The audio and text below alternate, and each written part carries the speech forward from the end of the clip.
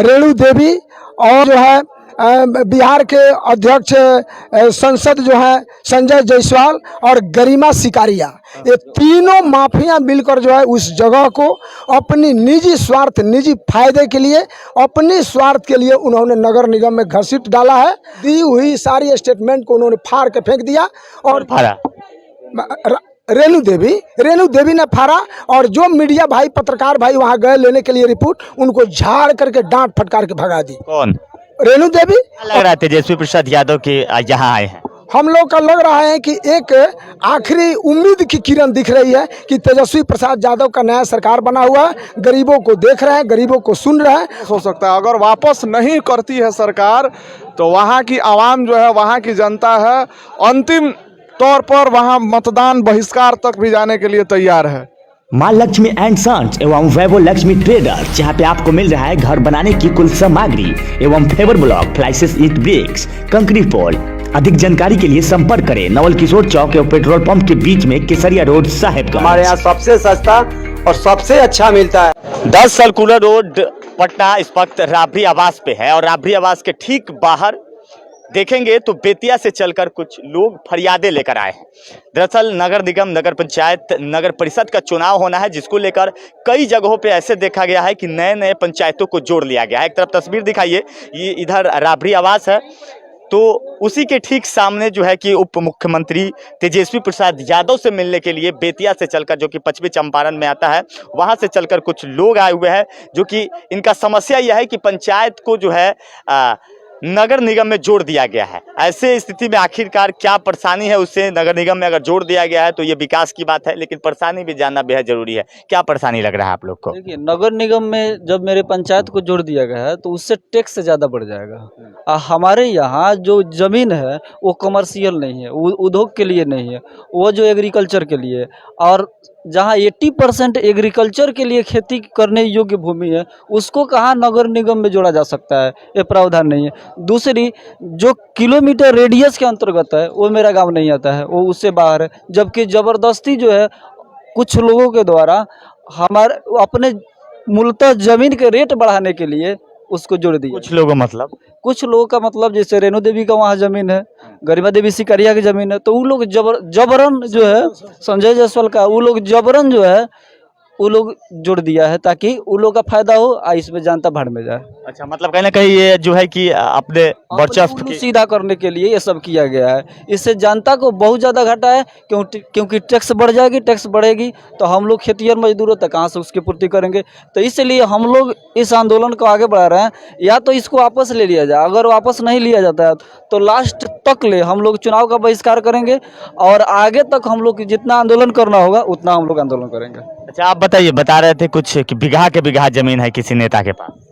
वहाँ जो है वो जगह जो है, जिस जगह को जो है नगर निगम में घोषित किया गया है, वो एक जल जमावड़ा एरिया है, एक जल जमावड़ा एरिया, जल जमाव है, यानी चौर टाइप का ज़मीन है जिसमें धान और गेहूं नहीं हो पाता है। उन्होंने कम पैसा में अपना उल्लू सीधा करके गरीबों को मोड़ मार के अपना ज़मीन वहाँ इकट्ठा कर लिया है। लगभग लग रहा है कि लगभग 350-400 एकड़ उनका ज़मीन हो रहा है। किनका?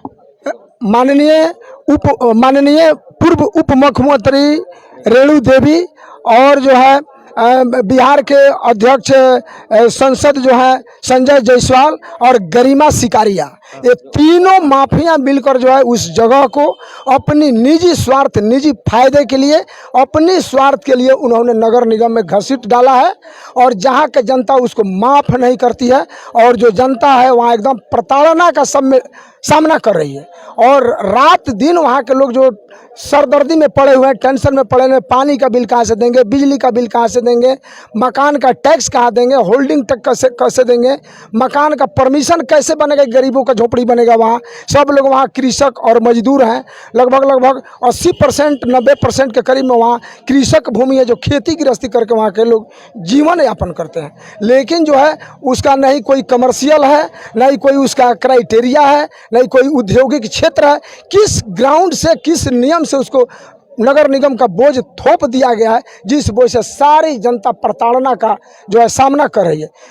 अब इसी उम्मीद को लेकर के एक आखिरी किरण दिखती है, उम्मीद की किरण हम लोग लेके आए हैं। कहाँ तो माननीय उप मुख्यमंत्री जो है तेजस्वी प्रसाद यादव के आवास पर। कहीं जनता की गुहार उन्होंने अगर सुन ली तो सुन ली, अगर नहीं सुनी वो भी बेचारे हाथ पर हाथ धो के बैठ के देखते रहे सरकार की नीयत से, तो हम लोग मजबूरन अब घोर आंदोलन करेंगे, वहाँ घोर आंदोलन करेंगे और मरने और जरने के लिए सारी जनता, माता पिता, जर जनाना, लेडीज जो भी है सब लोग लगे हैं, क्योंकि वहाँ जबरन गरीबों के साथ अत्याचार हो रहा है। मैंने एक कागज़ की झोला जो है आज कम से कम 1.5 साल 2 साल से मैंने ढो रहा हूँ।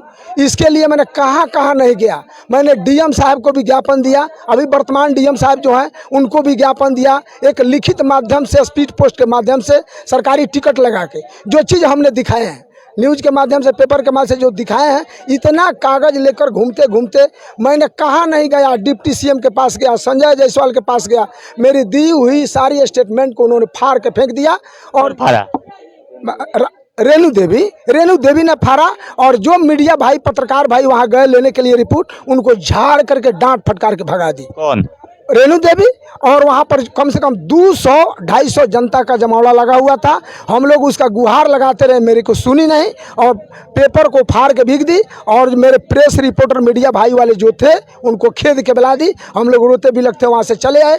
ठीक उसी डेट में पेपर निकाले, नहीं बता दीजिए, उसी डेट में, और एक लेटर लिखती है।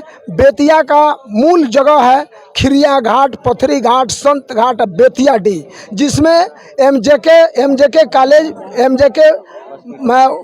एमजेके महाविद्यालय जो है बेतिया के क्षेत्र में आता है, जो कि वहाँ ग्रामीण क्षेत्र में स्थित है। तो उसके इर्द गिर्द का सब जमीन ग्रामीण परिवेश का है। और एक बरवत सेना, उमर मजरिया, पिपड़ा पकड़ी 7 पंचायत का जमीन जो है वो औद्योगिक और कमर्शियल क्षेत्र में उठाकर डाल दिया गया है, जिससे काफिर प्रताड़ना कर पड़ रहा है। और हम लोग कागज की झोला लेते लेते दौड़ते दौड़ते थक गए हैं। क्या लग रहा है तेजस्वी प्रसाद यादव के यहाँ आए हैं? हम लोग का लग रहा है कि एक आखिरी उम्मीद की किरण दिख रही है कि तेजस्वी प्रसाद यादव का नया सरकार बना हुआ है, गरीबों को देख रहे हैं, गरीबों को सुन रहे हैं। हमको लगा है कि इस दुख से सारे जनता को उभार देंगे।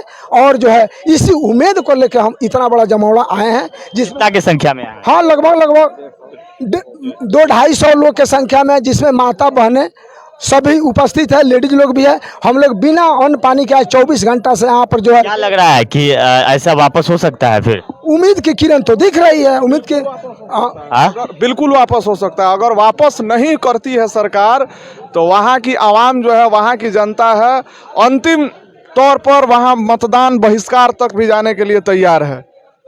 मतलब मतदान का बहिष्कार? हाँ, मतदान का बहिष्कार। आगामी जो नगर निगम चुनाव होने वाला है, इसी के लिए हम आखिरी फरियाद लेके हम लोग 100 से ऊपर के संख्या में यहाँ तेजस्वी यादव के आवास के पास आए हैं लोग, कि इसका समाधान करें। और नहीं तो हमारा अंतिम विकल्प यही है कि हम लोग वहाँ जो है चुनाव का बहिष्कार करेंगे।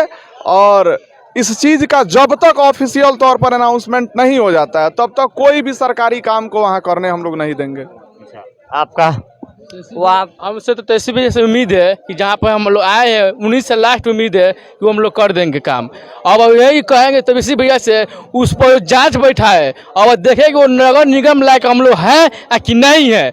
अगर वो नगर निगम लायक हम लोग हैं, तो उस पर तेजस्वी भैया जाकर जाँच बैठाकर अपना टीम भेज कर उसको जाँच कीजिए, बरवत पंचायत का और मजरिया का और गनौली का, जितना पिपरा पकड़ी का, और सब पंचायत का जाकर जाँच बैठाए और उस अपना पदाधिकारी के भेजे, वो लायक है कि नहीं, उस जनता को जाकर समस्या का हल समझे। और उन भैया से उम्मीद है कि हम लोग युवक के हैं, और युवक जब वो मुख्यमंत्री नहीं बने थे तब वो बोले थे कि हम युवक का साथ देंगे और रोजगार भी देंगे, और बोले थे हम युवक का साथ हैं। और युवक आज उनके साथ आए हैं और दरवाजा खटखटा रहा है। आज भैया से उम्मीद है कि वो भैया हमको काम निकाले के देंगे।